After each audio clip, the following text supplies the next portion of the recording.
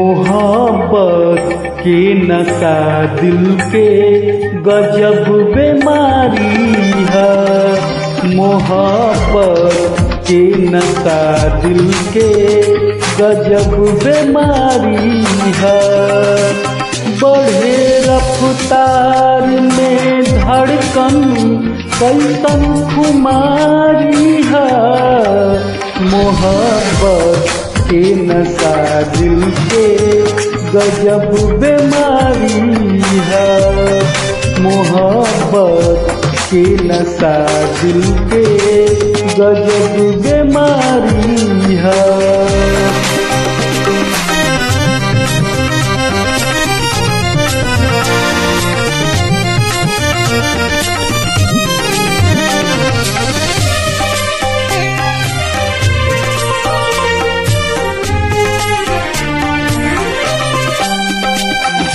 के मन रोवे अखिया हंसी के ओट लेके।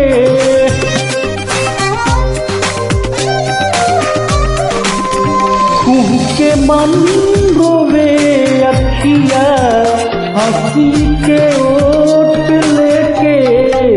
मगर हार ना होके ये लाचारी है।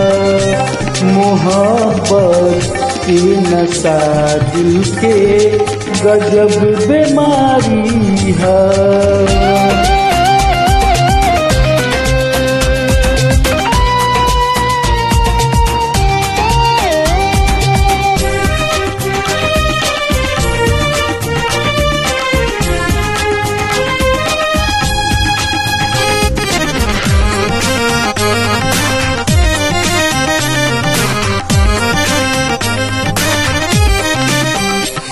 हंसा के रोआवेला हंसा के जान लेला।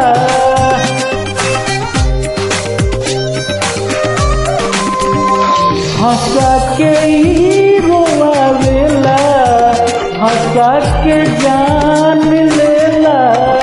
बहुत चालाक के कातिल है कातिल शिकारी है।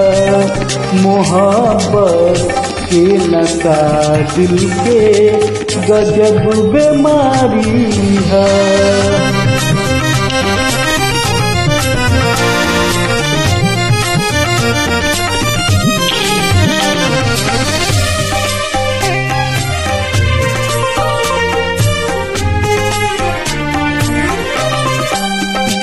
बसावेला उजाड़ेला पागल बनावे।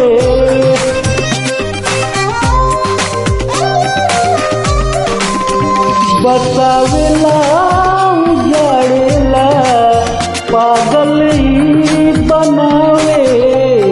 जुदाई के जिगर दुनिया में सबसे भारी है।